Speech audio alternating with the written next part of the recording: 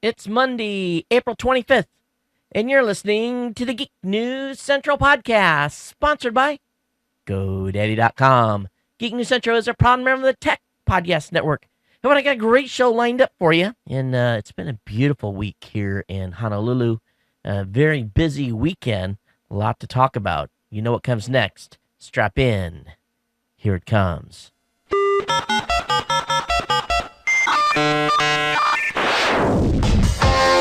This is the Geek News Central podcast, part of the Tech Podcast Network. If it's tech, it's here. So grab a cup of coffee, take a seat, and crank up that volume. Because you're listening to Todd on the Geek News Central podcast.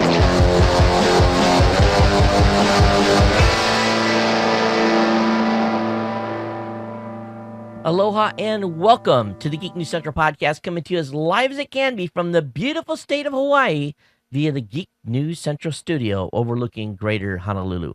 Hey everyone, welcome to the show. My name is Todd Cochran. Of course, I want to encourage you to get over to geeknewscentral.com. Check out all the great content over there. Of course, check out our archives available via the podcast link on the website.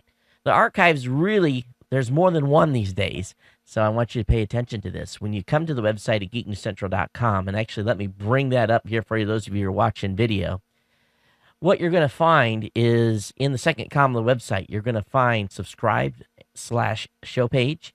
So you're going to find all the RSS feeds for all of our shows. You're going to find the audio and video podcasts of this show.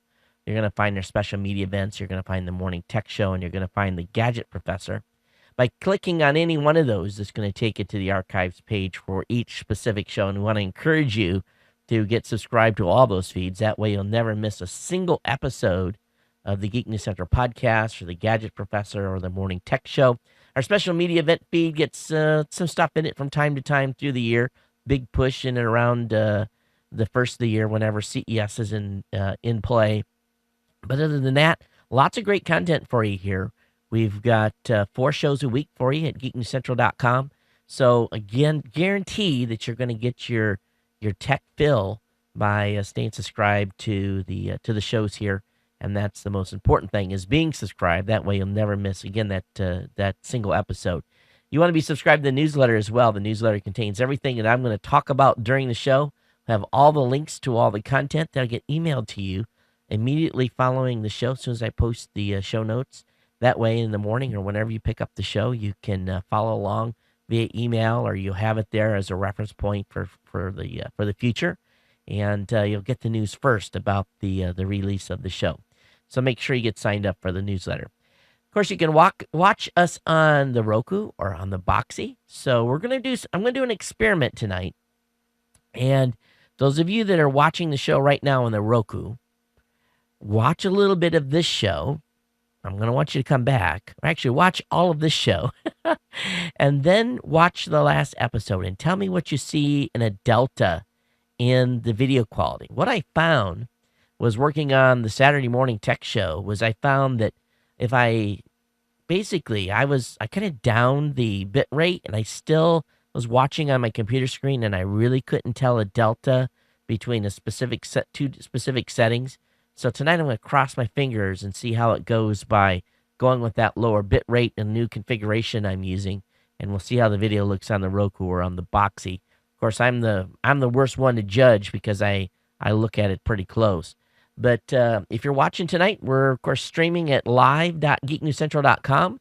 Of course, the live stream is also available on the main webpage at geeknewscentral.com through our Amazon Web Services /media server. And we're also simulcasting as well on Ustream. So both of those streams are up and running for live stuff. Hey, want to remind you that you can definitely stay abreast of what's going on here by calling, or actually, if you have comments about the show, drop me an email at geeknews@gmail.com, geeknews@gmail.com. Or if you want to leave a comment about the show, you can call the show hotline at 619-342-7365. And those are open 24 hours a day, the email and the voicemail, obviously. So, email is always open 24 hours a day. But call the voicemail hotline, leave your comment about the show, what you like, what you dislike, and provide us all the feedback that you want. we've got a lot going on here, and I've been pretty busy, and I've got a great show lined up for you today. But I want to take just a second and, of course, talk about our great sponsors. GoDaddy's been a longtime sponsor here at the show, and I think you guys will agree when you go over to GoDaddy.com, you're going to find a whole bevy of great products and services. You're going to find domain names, hosting accounts. You're going to find support for SSL and security. You're going to find information how to become a reseller over there. All kinds of great stuff.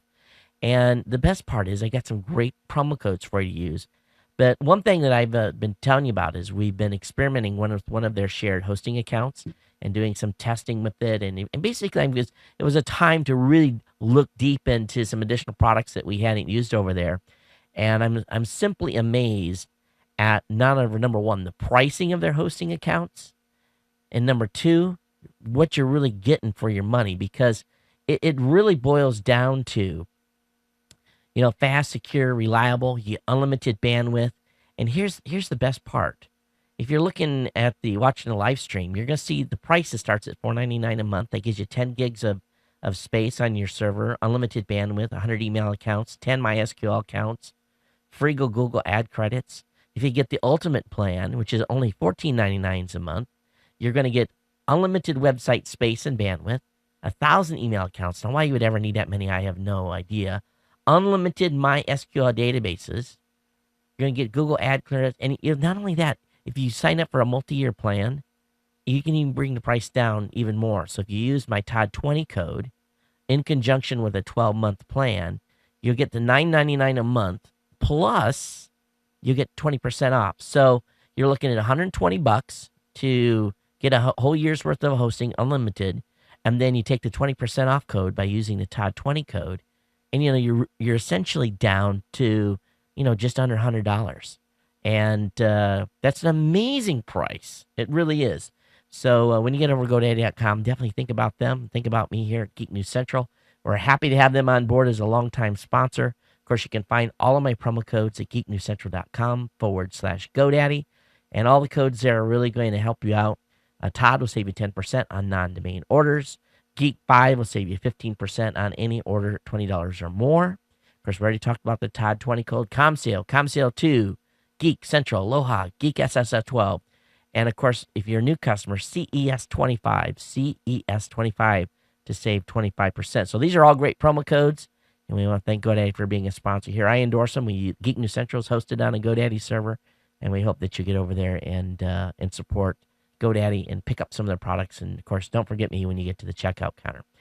All right, lots of great stuff going on here. Let's talk just a little bit about the past weekend. This past weekend, of course, I told you on the last show I had a midterm that I was facing, 2 separate 5-hour tests, and actually really only needed about 2.5 on each of them. Didn't go as bad, or it went I guess as good as to be expected. I do know that I got 87% on the first test and didn't do as good on the second one. Got a 72.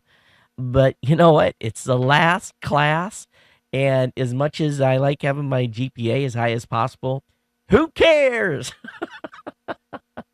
I'm at that point right now. Who cares? It's all good. So I got about 5 more weeks left, and I'm really excited about being done. I really, really am. Hey, the streaming on Amazon AWS with Flash Media Encoder has went well. Pricing has been fantastic. I mean, I think we were up live stream for 10 hours. We had about 500 of you pop in and pop out during the replay of the last show. I think the total bill came to like $6 or $7 or $8, something like that. Totally jazzed. And we're free of, if you're watching on live.geeknewscentral.com, we're free of ads from GoDaddy or anybody else. Of GoDaddy, of Ustream. We don't have to have their, baby diaper ads and that kind of stuff popping up. So I'm pretty excited about that. Okay, let me go ahead here and get through the rest of this stuff real quick. Saturday Morning Tech Show, hey, it was a good one. I really encourage you to listen to it. It was probably one of the better ones from a dialogue standpoint, back and forth, kind of trying to find our rhythm with that show. And, of course, the Gadget Professor, he's got a great episode up, so check his out. Of course, number 4. Been still doing follow-ups for NAB, and all that's been going well. and I wanted to reflect just a little bit. I didn't want to spend a lot of time on it. What we're finding is we're talking with all these great content creators. I mean, some folks have some absolutely amazingly high produced content. I mean, it's like they are definitely in a probably a league. They're in a league way beyond what this show is at. I consider we do a real high production value here with the show, with a TriCast and everything else. But these are true professional cinematographers, and they create short story series and that type of stuff. And we've been talking with those folks, but a lot of them really need a lot more, I guess for a better word, hands-on when it comes to the new space. They're so used to working in a traditional broadcast space. And when you start talking to them about web portals, you start talking to them about putting their media up on devices like the Roku and Boxy that we kind of take for granted at this point. There's a lot of, it's not hand holding, but it's just more of a getting them informed and understanding what their options are. And when they finally figure out that it's this new era, being able to put content up on all glass, that really excites them, and we're excited about being able to help them make that next step and in getting their content seen and basically in front of all of you. And I think that's pretty cool. Well, before we get into the last bit of content here, I want to take just a second. Of course, I want to thank our longtime sponsor, Citrix GoToMeeting. You guys know that I'm a big fan of this application. I use it on a daily basis. Matter of fact, we've been burning the midnight oil with the GoToMeeting sessions. Is how we've been following up with all our folks from NAB. And you know that really meetings are an essential part of any business. It really is. It's critical. But don't you hate just getting in the car, and don't you get on an airplane? And my team is spread out across 5 different states, so we have to be very collaborative and work seamlessly together. And being able to have Angelo in Ohio on his computer and me here in Hawaii on mine, and then at the same time having the clients on and using the GoToMeeting software has been remarkable. It really, really has. The ability really to show them what we're talking about and walk through stuff has been key in us making a lot of sales. So it's the easiest and most reliable online meeting service. You can start a meeting with just a click of the mouse. It's just really that easy. And people can join on their computers. They can see what you're seeing. Angelo, if I need to hand off to him and go to do something else, I just hand over to him as presenter. And, here I'm in Hawaii. He's in Ohio. I hand off. He does his portion of the presentation. And I really love GoToMeeting. And I think as a listener of this show and a viewer, you should try it today. All you got to do is real simple. You go over to GoToMeeting and click on the Try It Free button. There's a little orange Try It Free box right on the website. You click on that, and basically what it's going to do is it's going to bring you right into a sign-up area. And once you get in there, it says try GoToMeeting free for 30 days. You enter your name, address, email address, and you put in the promo code. Here's the important thing. On that promo code, enter the promo code podcast. Just type it right in there, PODCAST. And when you do that, you'll get a free 30-day trial on us, unlimited meetings. And the best part is we get credit for your trial. So thank you for giving GoToMeeting a try. We know that you're going to become big fans of this application and service. It really is the best way to have an absolutely secure online meeting that will work every time. Try GoToMeeting free again for 30 days. Go to GoToMeeting.com, click the Try It Free button, and enter the promo code podcast. All right, folks, let's go ahead and get into the regular content tonight. Got a stack of it here for you. And we're going to start right off with Steve Jobs. Boy, oh boy, talk about getting the type of attention you really don't want. But, with this recent bashing, really, of the iPhone tracking us, lots of conversations have been breaking out. And there was a conversation that took place, I guess, via email, in which Steve Jobs basically replied to a person that was inquiring about this issue, and he says, "We don't track anyone."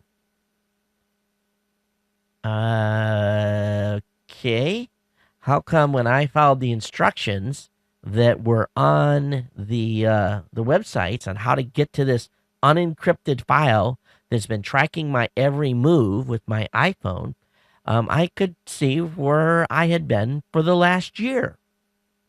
And, I'm a traveler throughout the United States. It showed every state that I had visited, where I had driven. It showed essentially every airport that I had went to. I mean, scary. I was looking, I said, oh yeah, I go there? And I kind of re-looked at I just couldn't believe it. I really couldn't. So for him to say, we're not tracking anyone, no, but they have sure made it real easy for anyone that would get a hold of my phone, my wife's phone, your phone, if you have an iPhone, to be able to figure out, think about the implications of someone it would be in a security situation like okay, let's talk about someone that's a celebrity or someone that is a public official, not only here in the United States, but outside the United States, and their phone was swiped. That data could be used for a bunch of nefarious reasons. They could take that data and figure out, okay, here's the traffic patterns that this person does. Here's a place he goes all the time. So, it could be, it could really end up bad. Someone could use this information to kidnap you. It could be used in a political situation to cause harm to someone. The list goes on and on and on. Now, do they want anything to do with me? Probably not. But at the same point, if the iPhone is doing this, and supposedly the Android is to a certain extent too, folks, we need to stand up and say enough is enough. We need to stop these companies from, they're worse than Big Brother. This is worse. This is worse than the U.S. government coming at and tracking you. The FBI does not need, at this point, to put a tracker on your vehicle. Okay, now, obviously, if they're doing that, you're obviously under surveillance and there's been a wiretap. All they got to do is get the data off your phone and they can find out where you have been. And if there's any back door into this, it's insane. Simply criminally insane. I personally feel that Apple should be held accountable to the umpteenth degree on this. If Google's doing the same thing with Android, they need to be held accountable. And they should be punished. Heavy fines. This is a privacy nightmare. It's already bad enough they're tracking everything we do on these things. But do I want my kid to have an iPhone? There is no way. There is no way that I want my kid to have an iPhone that has this information within. And I'm not in a position where I'm worried about something happening like that. But it makes you really question. And if you guys aren't upset about this, please tell me I'm off my rocker here. I'd love to hear your feedback on this. You can email me at geeknews@gmail.com, or you can call the voicemail hotline again at 619-342-7365. But do you buy it? When Steve Jobs says we don't track anyone. Well, maybe Apple doesn't, but somebody does. It upsets me. If it doesn't upset you, you guys have been a fan. You guys listen to the show for a long time. You know I am on this kind of stuff. I think it doesn't no good to switch right now from Apple to Android because Android's doing the same thing. So Google is not held any less accountable. So don't get me wrong on this. But Google hasn't came out and said we don't track anyone. Now Apple's been summoned to the Senate. They're going to have a hearing on mobile device privacy. So Senator Al Franken, Democrat of Minnesota, has called upon Apple and Google to get their butts to Washington, D.C. and sit in the chair underneath the Judiciary Subcommittee on Privacy and Technology. And the hearing's going to take place on May 10th. I want to see that one on C-SPAN. So there needs to be some answers here. And they need to get this turned off now. It doesn't matter if you turn it off on the phone. It's still tracking, folks. Okay, you can do anything you want on the phone, and it's still tracking you, all right? South Korea, Europe, they're all starting iPhone tracking investigations. They're in trouble. They have bit off more than they could chew on this one. This is going to be ugly before it's all over. It really is. And this is, in Google follow up with their Wi-Fi sniffing thing, and now, Android is potentially tracking too. This has got to come to an end. It really does. All right, changing gears here. The folks over at Facebook have introduced the send button. So we had the like button, right? Everyone's got the like button or recommend button. Well, now they've got the send button. So this is a series of updates that have been announced today. They're largely trying to help users more. Boy, you know what? This website at digitaltrends.com, let me show you guys this. See this little, and those of you who are watching the video, see that little yellow bar? It says Digital Trends is now, we talked about this in a previous show, Digital Trends now has a Google Chrome extension. Get the latest news on the topics you like to your browser. No, I don't want to see that. Wish that would go away permanently. But anyway, let's go back to the article. Facebook announced a series of updates on Monday that's going to largely help users more easily share information. They introduced the question feature last month, and now that's going to be integrated to groups. But now you're going to be able to send, and you're going to be sent to specific people or groups, and to basically share information. So again, the send button, you can now share things with any of your groups or individual friends on Facebook. And I'm sure all of us are going to have to adopt that. So we're going to have the like, recommend, and the share button or send now. So Facebook's doing a pretty good job of of actually dominating our little information bars on our blogs in order to get us to react and do stuff. Well, since AT&T submitted their "This is why we want to buy T-Mobile" app, the folks at Sprint have sought a look at the confidential AT&T document. So the Sprint has asked the Federal Communications Commission to grant it access to the documents, and of course AT&T doesn't want them to do that. But it appears that when AT&T submitted this, of course, they basically didn't submit when the public version of it had a whole bunch of stuff that was blacked out. So Sprint wants to see the whole enchilada. Now we'll have to see whether or not that if Sprint's going to be given permission to do that. But time will tell. But I think Sprint should get a peek at it so they can respond accurately to AT&T's request to buy to buy T-Mobile, and that should be part of their ability to stop AT&T from becoming more of a monopoly than they already are. Hey, this is kind of a sub note. This is not a necessarily a tech article, but Bloomberg had a article on businessweek.com talking about what's called the casino next door. Have you heard about this? Now, instead of going in to an internet cafe and just getting internet access and fax, you can also play sweepstakes. Have you heard about this? You can play sweepstake computers that look a whole lot like standard slot machine.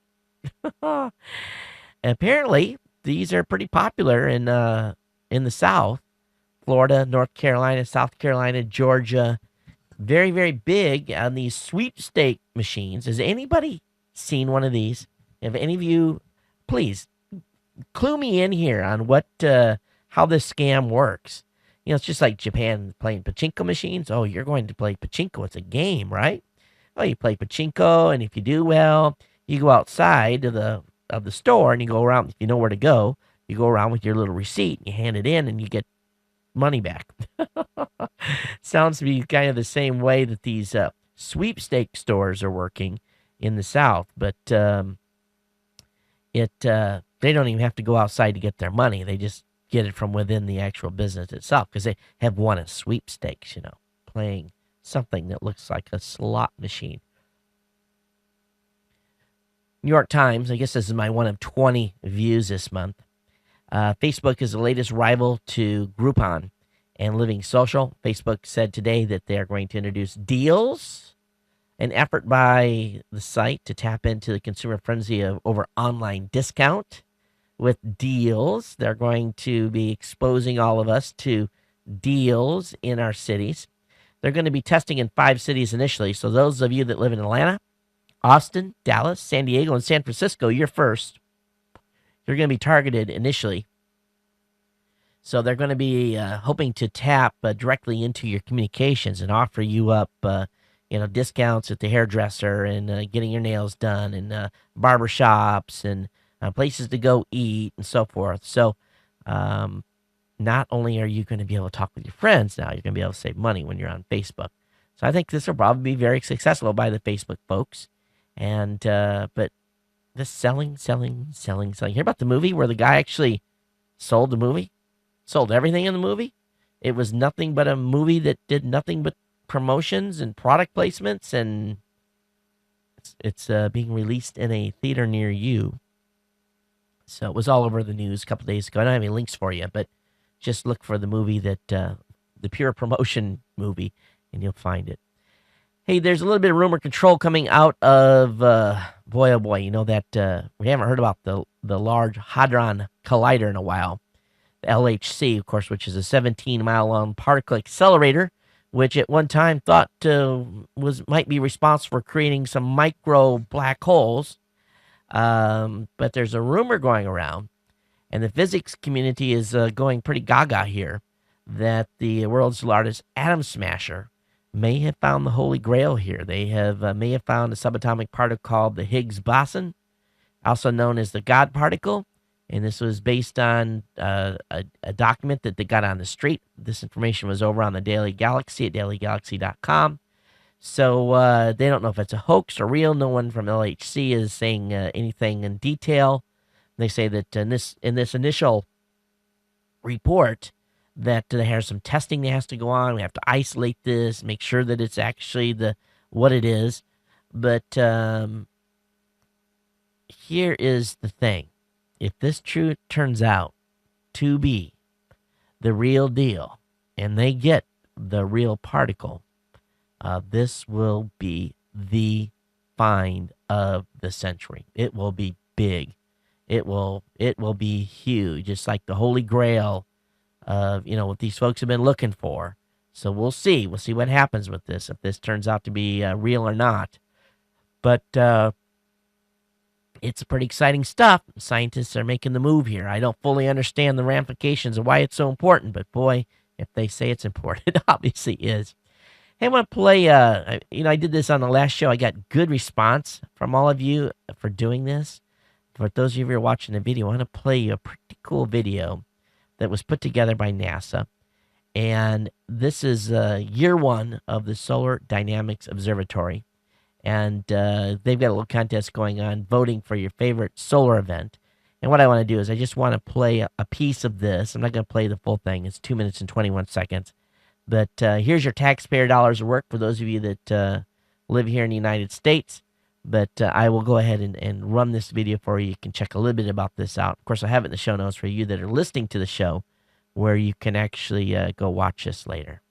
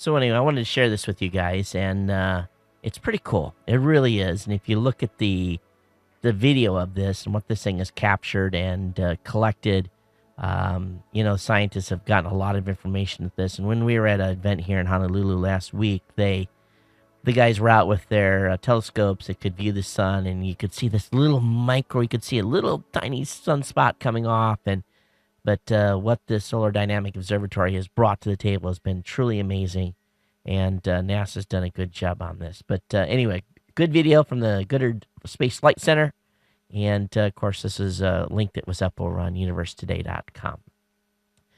All right, let me go ahead here and bust into some more tech news here. U.S. Airways is seeing low internet usage. Their breakpoint, or basically where they start making money with their online Wi-Fi, is when 20% of the people that are flying actually sign up and use the service for each flight. And what they're seeing is about 5% of passengers on flights are actually using the service. Now, here's a funny thing. They've got this available on 50 planes. They're Airbus A321. Okay, so got this great Wi-Fi service on 50 planes. But none of them have power outlets.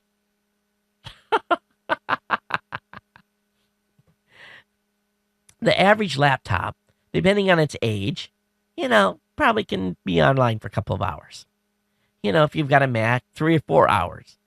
But no power plugs, and they want people to sign up for this? Who are they kidding? Who are they kidding? It's just like, yes, you can sign up.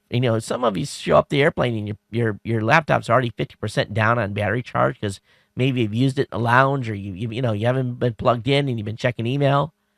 And many times, what do we get on the airplane? It's our only time for, I'm not connected. I can sleep. I can rest. I can close my eyes. I think it's gonna be hard for the hardcore guys like me. I probably sign up for that type of stuff, but the rest of us, that's probably our only time where we can just basically say forget it, right? So I don't know. We'll see. We'll see how they do. But no power outlets, to me, that's like, okay. I'm really becoming a fan of the website Gizmo. I really am. And the reason I am is that I don't know where they find some of this stuff, but, my kids are big into brown bagging, and they've got a new lunchbox. It's got a Red Cross sign on it. It said human organ for transplant, and it's a lunchbox. And I just wonder if I bought a couple of these and gave them to my kids for, to take to school as lunchbox, how long it would be before the school would call and complain. But for $20, I may have to order one. But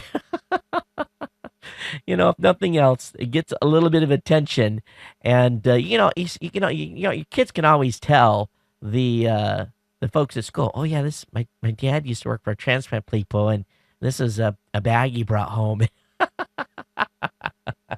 If nothing else, they're gonna, was there really organs? Probably kid will be suspended because they're worried about some disease or something being transmitted. But probably maybe not a good idea to send it with the kids. But it'd be fun anyway if I could get away with it. All right, remember on April Fool's Day, there was a article that we talked about, the QT van. Now, I want to bring let me reload this article here. And the QT van was designed to be used with an electric scooter. Now, everyone thought this was a joke. Everyone thought this was supposed to be for a, kind of like showing how to be green and everything else. But this is the real deal. And I don't know how much they paid this actor to set on this one of these devices that I hate to say I would expect to be using one of these when I'm in my 90s. Not when I'm at the age I am now, but it's this little van you pull behind, it's basically one of these scooters, electric scooters. And they actually show this dude in the van in these real, boy, they're nice spreadsheet. You can buy one of these for $9,000 or 5,500 pounds. So, yes, this is available in the UK. They will ship to the United States. The QT van camper trailer, and again, it's designed for those with electric scooters. And best thing they're saying is you don't have to you can camp out now at stores for deals. You don't have to sit outside on the sidewalk in your chair. You can get in your I'd see one of these things if I was a kid. And number one, if someone was in it, we'd pick them up and carry them somewhere. They would not, this thing would either be upside down. It's actually got a TV antenna on it. So,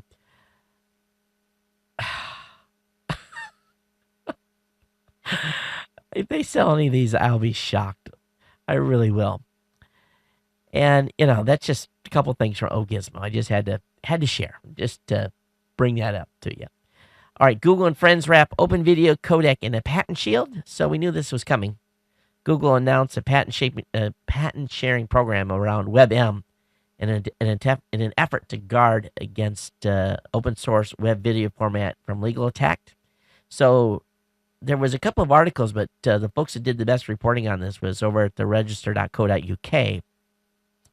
But apparently, founding members include AMD, Cisco Systems, Logitech, MIPS Technologies, Matroska, Mozilla, no, whatever Matroska is, Mozilla, Opera, Samsung, Texas Instrument, Ziff Foundation, LG, Samsung. Did I say Samsung already? Yep.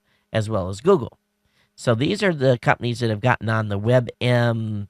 Basically, they're a group of people that bought into and said that they're going to guard against the format from legal attack. And that's what they've done with H.264 as well. But we know that WebM is based upon the VP8 video codec that Google acquired when it purchased O2. But the folks at Apple, they are very much against any other competing format coming on board. The challenge with WebM, of course, right now still is that the number of encoders available for UNI utilization are limited. Sorensen Squeeze is very expensive. It's the one that only really does the best, at this point, does the most effective job unless you're very handy with a command line. But Google has basically tried to get some companies here together as a consortium to try to protect it from attack.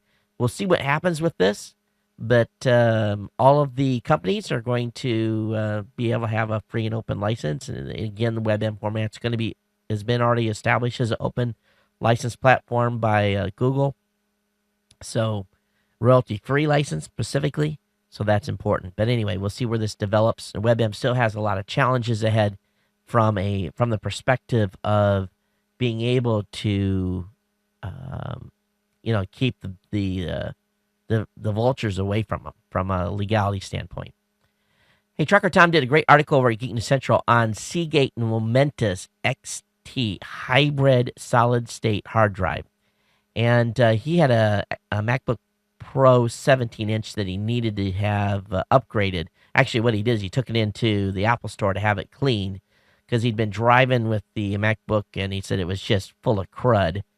And so he requested that they install a 500 gigabyte Seagate Momentus XT hard drive. And basically what the hybrid is, it's part SD drive, or part SSD drive, and part traditional drive. So it comes with a 4 gig solid state drive, with the rest of the storage being a conventional 72 RPM 2.5 inch SATA laptop hard drive. And basically the drive comes with some intelligence that automatically copies the most frequently accessed computer files that will give the most boost to overall performance, including significant faster boot up times. And he is ecstatic about the performance on that. So a great article by Trucker Tom over at Geek News Central. Definitely check out that article. I'll have that link up in the show notes for you, of course. And there's an application that Trucker Tom just found that I've been familiar with for a while. And it's a push-to-talk application called HeyTel. And we use this at CES quite a bit. And it kind of works like, you can do almost like a radio communication. You can hold a little button in the app, and you have a distribution list set up. You speak into it, let it go, and it delivers it to them, and they can play it back. It's pretty cool.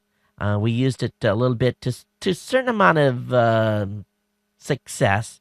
So if you're doing an event where you have a bunch of people working together, the Haytel application works pretty good. And for $5, I think you get the premium version, or maybe it's $3 or something like that. It unlocks a group sending feature, which is pretty cool. Trucker Tom's been on the app writing stunt this week, and he also come up with a new app called Whistle Free Calling. This is an iPhone, a phone app for your iPod, and it gives you free incoming phone number that you can use to. They can be called from domestic phones, and also you can make outgoing calls with it. He basically installed it as a way as a backup, and they wanted alternatives available, and it really kind of paid off because he got into a location where his Sprint phone didn't have any coverage, but he had Wi-Fi at a location, and he had his iPod, and he basically made this call through his iPod. He said the quality kind of sucked, but overall, he was able to make the call when he normally wouldn't have been able to. So this is a pretty cool app. Again, Whistle Free Calling review at Geek News Central by Trucker Tom, one of our contributors over there.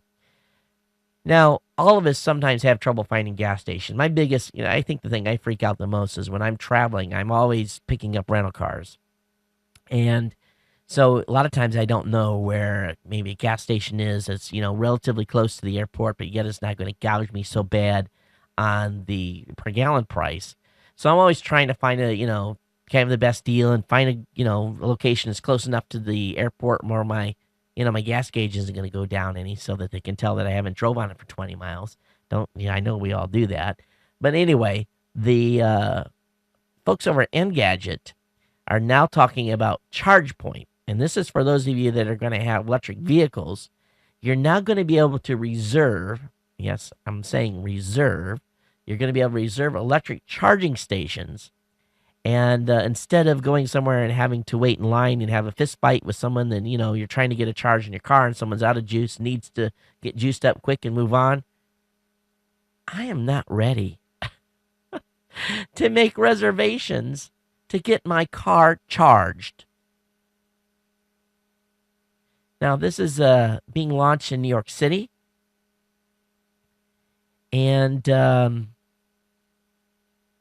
I'm sure at some point in the future, there'll be charging stations at every parking meter in every city. And you'll have no problem charging your vehicle. You plug your car in at the same time. It'll charge you for parking there. That's great for San Francisco to raise money, right? But now there's limited options available. So you, instead of fighting for a charging location, you can now reserve through this new service called ChargePoint. Sorry, it's too much hassle. I'm not ready for it. We need to get there, but boy, oh boy, it's going to be painful for the early adopters. Well, Apple, of course, announced their earnings statement last week, and of course, no one's happy. No, the analysts are complaining and crying. Look how much money they made.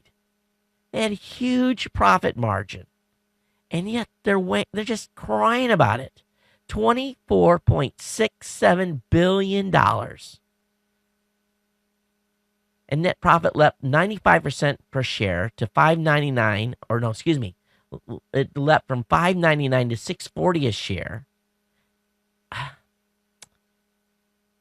I don't get it.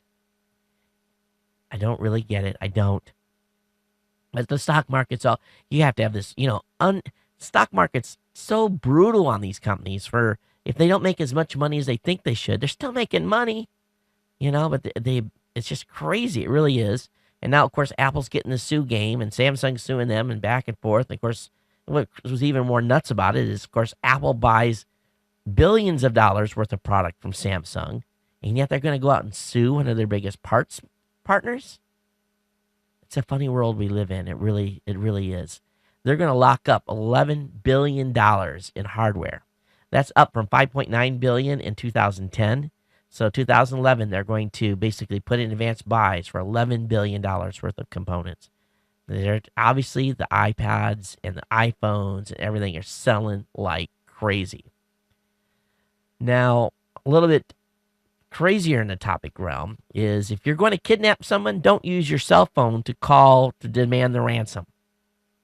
Apparently, some very bright individuals in the Kremlin who kidnapped the son of Kaspersky Lab, and I just destroyed that antivirus suite. Kaspersky Lab CEO's kid was kidnapped, and basically the captors were all arrested because they called on their cell phone to demand the ransom, and the Russian authorities triangulated on the phone, and basically kid's back with his father. But how stupid! Obviously, hey, let's call in the ransom with our cell phone. Well, good for the kid. There's dumb criminals still, right? All right, SurveyMonkey has purchased up online forum startup Wufoo for $35 million. And I've never even heard of Wufoo until today. But Wufoo is an online forum startup. And SurveyMonkey does surveys. Wufoo does forms. Why could not SurveyMonkey, with their infrastructure, very easily go into forms themselves? But I guess they bought this company up $35 million in cash and stock. I don't fully understand it. Seems like you'd have the infrastructure to be able to leverage what you have, but they got the money, they can spend it. Hey, Netflix is now officially bigger than Comcast. Netflix continued to post some impressive numbers here. The first quarter, Netflix added 3.6 million subscribers, ending the period with more than 23.6 million subscribers in total. That was up 69% from the 14 million subscribers it had a year ago.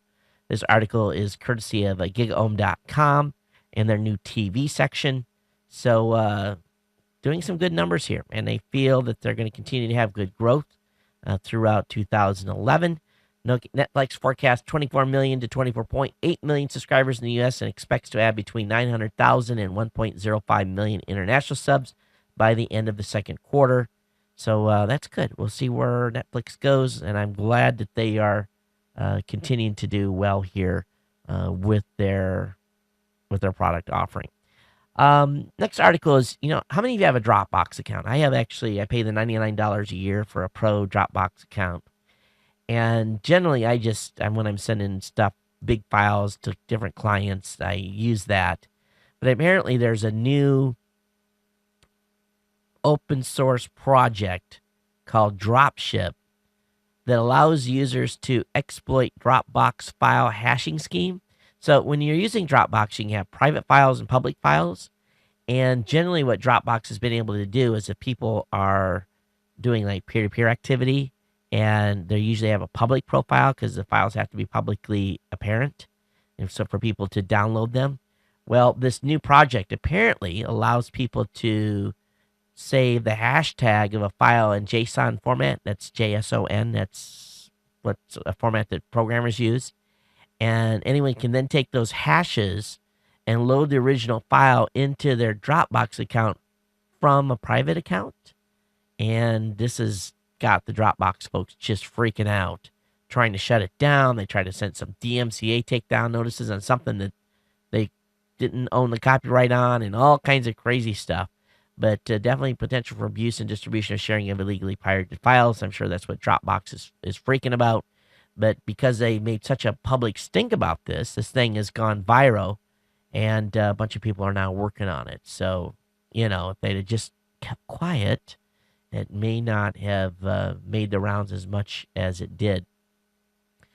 Over at Forbes.com, they've been doing some analysis on demand media. Of course, demand media, from everything they can tell now, has gotten hammered worse than what they originally said. They say their site traffic is down 40%. And looking at their numbers, they have been impacted heavily.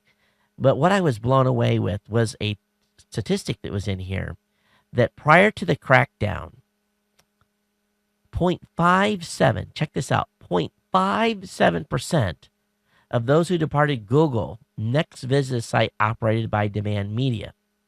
Since the change, they're now down to 0.29%, which is still huge considering how much traffic Google drives to sites.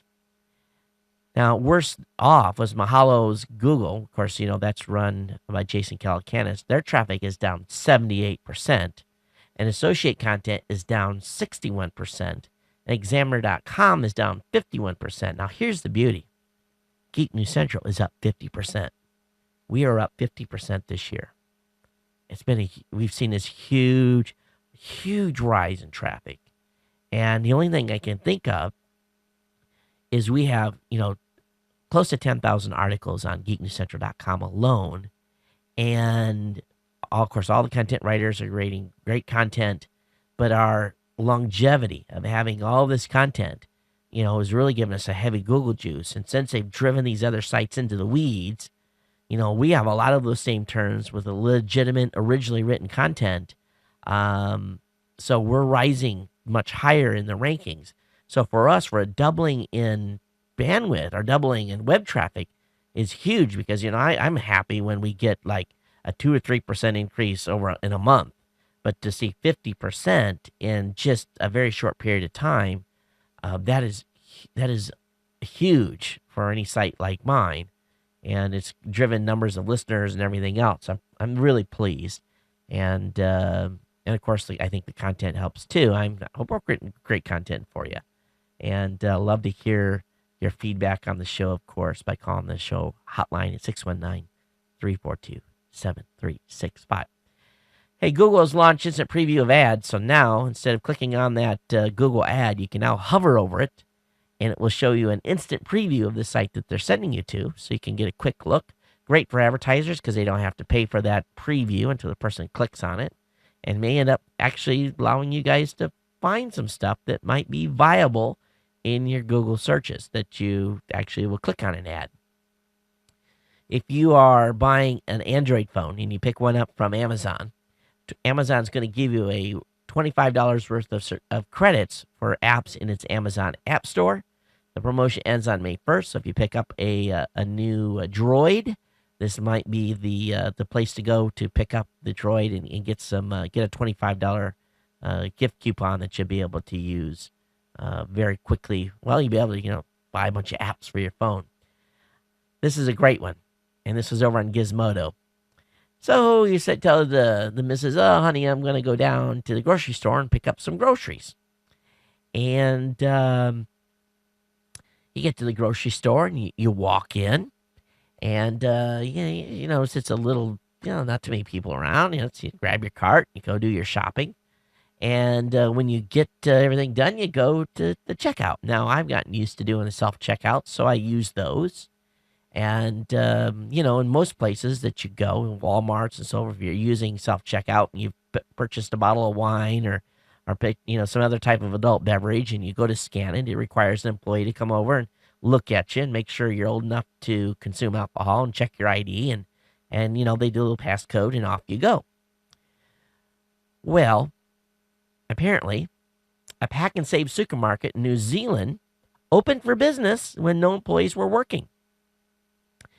The store was not ransacked or stripped, but people went in on Good Friday, and they picked up their groceries, and they went to the scanner and scanned, and when they had purchased alcohol and no one was around, they figured out that there was nobody there.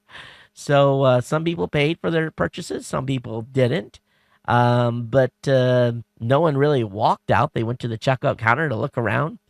Good old technology opening the store, turning on all the computers. It's funny, unlock the doors. The computer unlocked the door. That blows me away. So the store owner is saying, "Hey, if you didn't pay, come on back, settle up with us. We'd appreciate it. Good luck." Oh, man. It's just too funny. It really is. And, of course, Gizmodo wasn't the source of this article. The source of this was over at stuff.co.nz. So I thought it was pretty cool. Technology sometimes can be your worst enemy.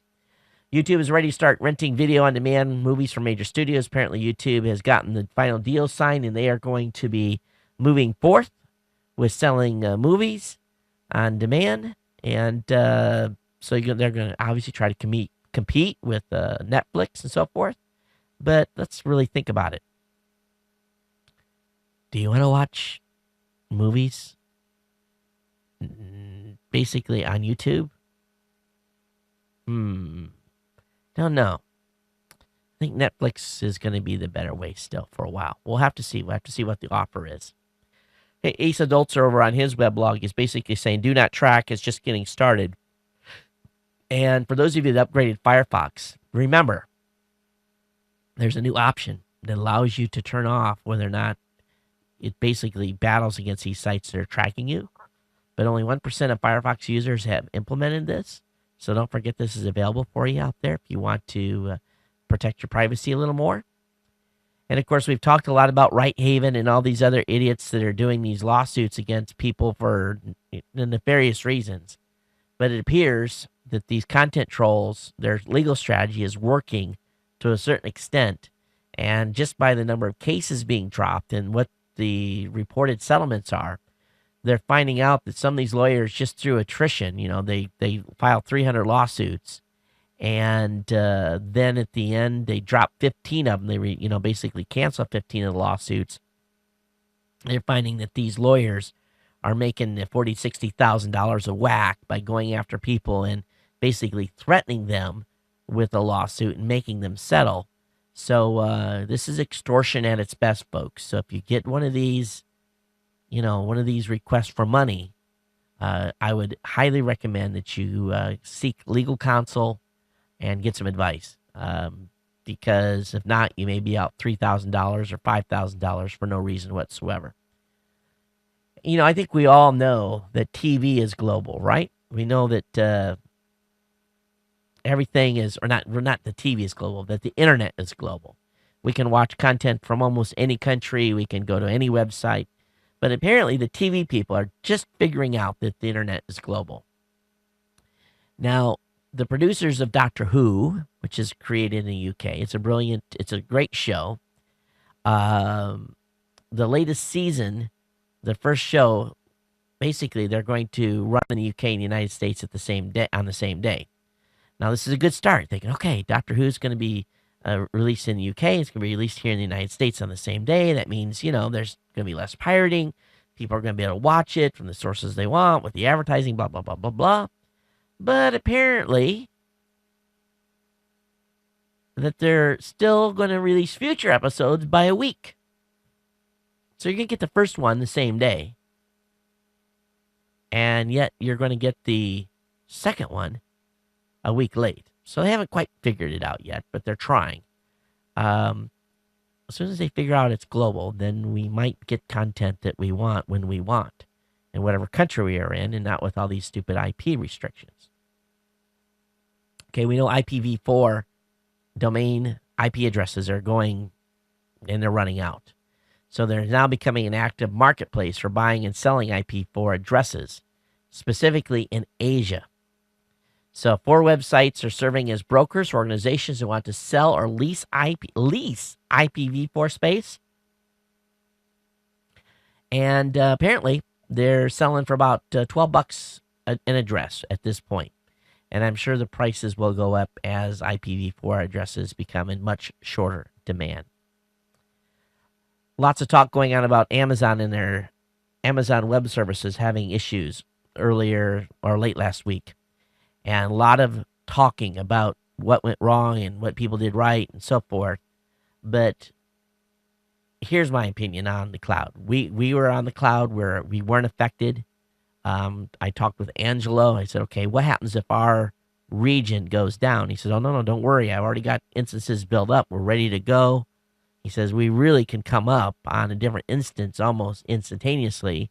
And also we still have a redundancy in separate, basically have different servers kind of sitting in standby at GoDaddy still that would take over, in case something in the cloud went down.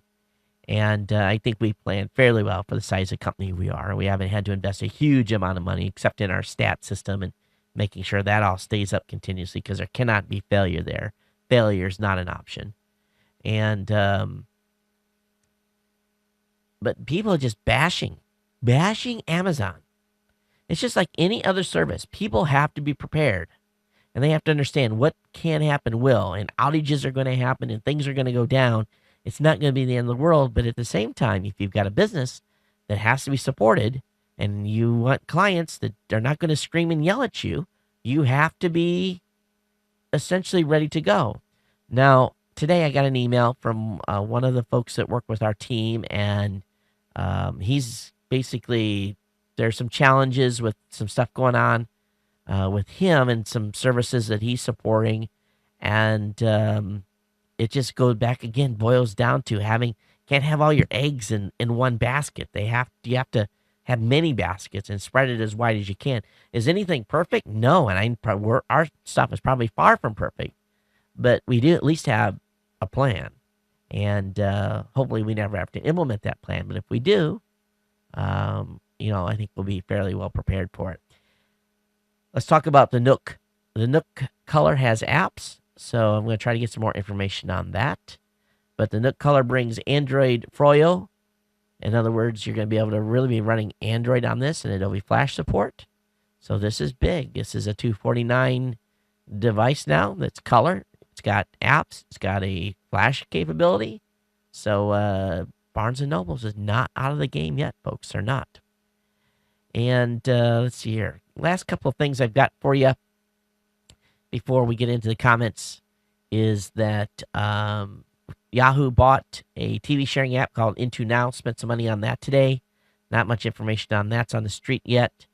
Also, there's been some raids by the FBI. One of them went into a alleged house of a Screen Actors Guild member who allegedly shared the King's Speech movie up on a peer-to-peer site. So he's basically saying there's much to do about nothing. He didn't do it, but the police think, or the FBI seems to think he has. And apparently there's a gentleman that had the police storm his house, put him on the floor, put a gun on the back of his head, and basically accused him of being a pedophile. Turns out that it was neighbor using his open Wi-Fi.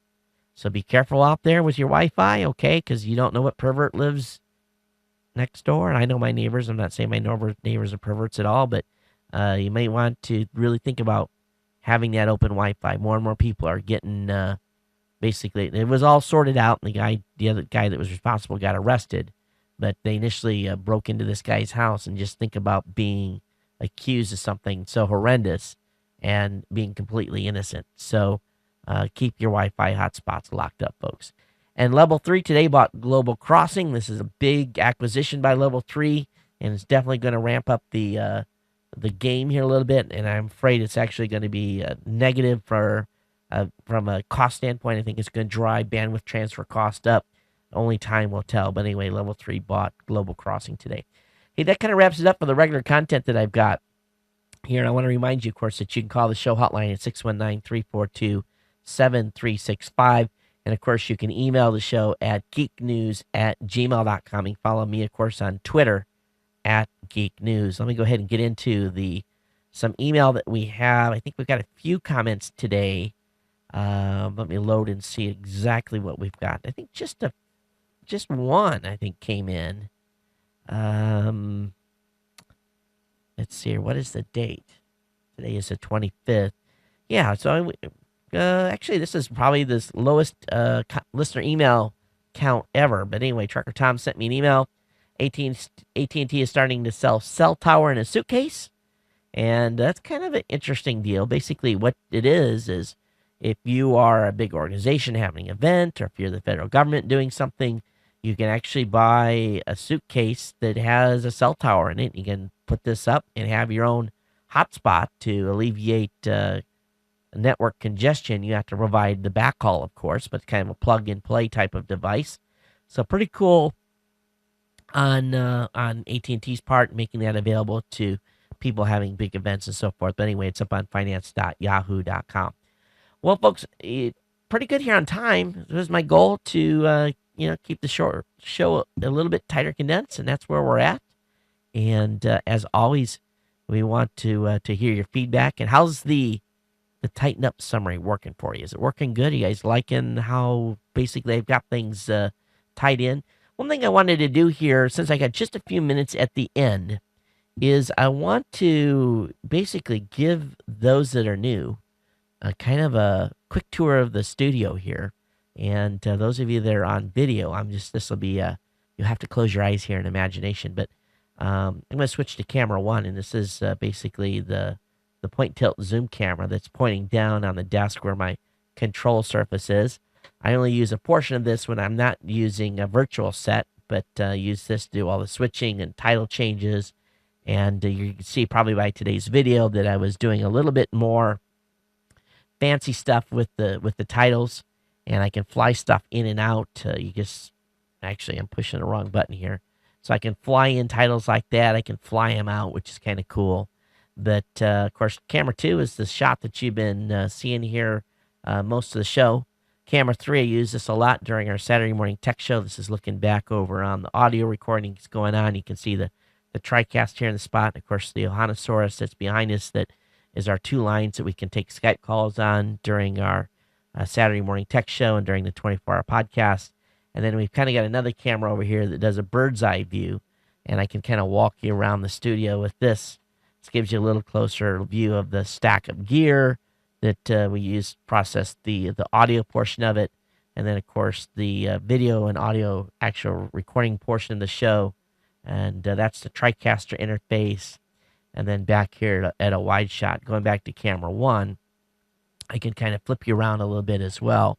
And we can put you down a little closer on the desk, which I don't use very often. Show you the cameras here. There's 2 cameras up front. Of course, the point tilt zooms on either side. And then, of course, the background of the office here. And then a view that you don't quite see in the same detail one way, looking at the back of the studio. And, of course, I can do another shot down on the table here. But anyway, that was kind of just a quick tour of the studio here at Geek News Central. And many years of work to get to this level. But we'd just like to share that with the audience from time to time. Yes, all protected by a very sophisticated alarm system, and I think we have 16 cameras around the compound here, all tied in and monitored. So thanks for being part of the family. Thanks for being part of the Ohana. Thanks for coming out and watching the show or listening to the show. And we thank you for being part of the Ohana here, being part of the family. And until next time, we'll see you. We'll see you on Thursday. Everyone take care. And aloha.